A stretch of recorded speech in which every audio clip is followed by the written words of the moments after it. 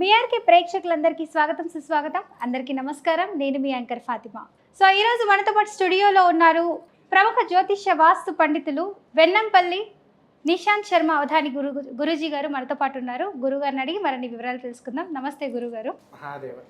గురుగారు, ఈ జూన్ మాసంలో సింహరాశి వారికి ఏ విధంగా ఉండబోతుంది? చాలా మంచి ప్రశ్న తల్లి. సింహరాశి వారికి ఈ సంవత్సరము రోగాల పాలు బాగా అవుతారు. ముఖ్యంగా ఈ మెడల నరాల దగ్గర నుంచి మొదలుకొని భుజాలు, కాళ్ళు, షుగర్ వంటి వ్యాధులు ఎక్కువ వస్తూ ఉంటాయి వీళ్ళు. ఒకటి. రెండవది కూడా ఏంటి అని అంటే ధన నష్టము బాగా జరుగుతుంది.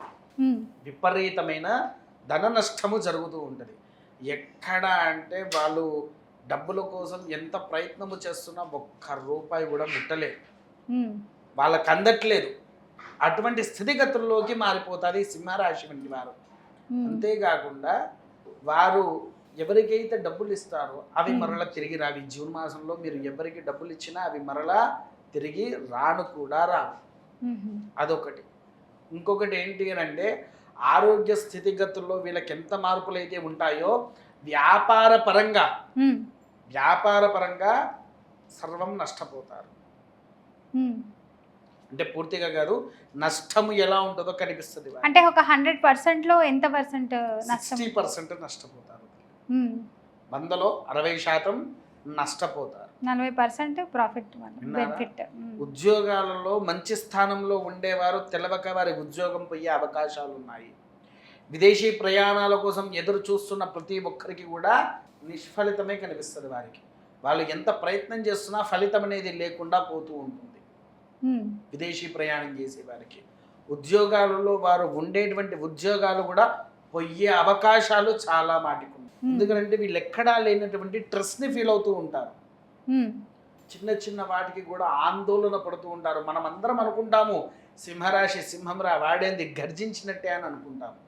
కానీ సింహరాశి ఉండేటువంటి మృదువు స్వభావం వాళ్ళు ఎవరు ఉండరు. మెత్తటి లక్షణాలు ఉంటాయి. ప్రతి ఒక్కడు నావాడు అని ఫీల్ అవుతూ ఉంటారు. నేనే అందరికీ ఒక దిక్కుగా అవ్వాలన్న ఆలోచనలో ఉంటారు. ఎదుటి వ్యక్తి కోసం వీళ్ళ దగ్గర ఉండే రూపాయిని కూడా ఖర్చు పెట్టి వీడు సున్నాగా మారుతాడు. కానీ గురుగారు, నాకు తెలిసిన కొంతమంది సింహరాశి వాళ్ళు ఎక్కువ ఒత్తిడి పెడుతూ ఉంటారు, ఇది ఇలా చేయాలి, ఇదే చేయాలి అని చెప్పి. సింహరాశి ఒత్తిడి పెట్టడం కాదు తల్లి, ఇదే చేయాలి ఎలా చేయాలని కాదు. సింహరాశి వారు ఏం చేస్తారు అని అంటే నేను ఎదగడం కంటే ఎదుటి వాడు ఎదిగితే వాడి ఆనందంలో వీడు జీవిస్తూ ఉంటాడు సింహరాశి వాడు.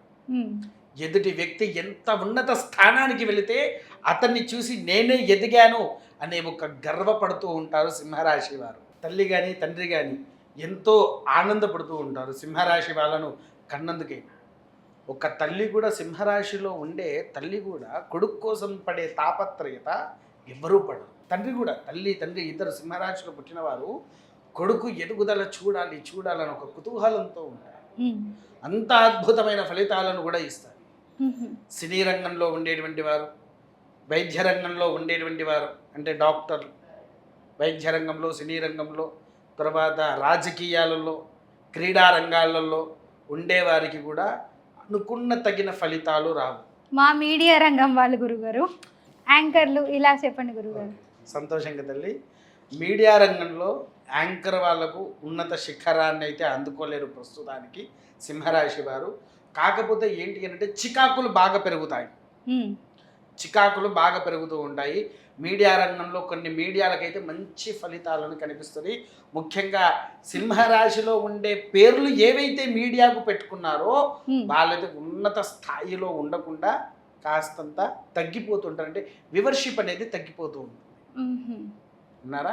ఈ వ్యూవర్షిప్ వలన కాస్తంత సతమతం అవుతూ ఉంటారు. మళ్ళీ వాళ్ళు తర్వాత ఎదుగుతూ ఉంటారు. కేవలం ఈ ఒక్క నెల మాత్రమే కష్టపడుతూ ఉంటారు వాళ్ళు. విన్నారా? తర్వాత పోలీస్ శాఖ వారికి మధ్యతరంగా ఉంటారు. అనుకున్న దానికంటే పైనుంచి ఒత్తిళ్ళు బాగా పెరుగుతూ ఉంటాయి. ఈ కేసుని ఇంకా ఎందుకు సాల్వ్ చేయట్లేదనే ఒత్తిళ్ళు వాళ్ళకు బాగా పెరుగుతాయి విపరీతంగా. ఆ ఒత్తిళ్ళ వల్ల వాళ్ళు సతమతం అవుతూ ఉంటారు. విన్నారా? రైతు సోదరులకు కూడా ఉన్నత శిఖరానికి అందుకోలేరు. వారు కూడా యథావిధిగా అంటే ఉన్న దాంట్లో సర్దుకపోవాలి అనే జీవితంలో ఉంటారు. ఉన్న దాంతోనే సర్దుకపోదాము, ఏదో పంట చేతికొస్తే వచ్చింది లేకపోతే లేదు అనే స్థితిగతుల్లో ఉంటారు. సైనికులు కూడా ఆరోగ్య స్థితిగతుల్లో మార్పులు ఉంటాయి తప్ప వేరే ఏముండదు. మిగిలిన ఎంత బాగానే ఉంటుంది ఈ సింహరాశి వారికి. ఎలాంటి పరిహారాలు చేసుకుంటే మంచిది గురుగారు వీళ్ళు? సింహరాశి వారు అండి, ముఖ్యంగా వీళ్ళు వెంకటేశ్వర స్వామి వారి యొక్క అనుగ్రహం పొందడానికి వెంకటేశ్వర స్వామి వారి ఆలయంలో తులసీమాల తయారు చేసి, తులసీమాల వారు ఎప్పుడైతే వెంకటేశ్వర స్వామి వారికి అర్పణం చేస్తారో, తర్వాత దుర్గాదేవి ఆలయంలో అమ్మవారికి దుర్గాభిషేకాన్ని గావించాలి.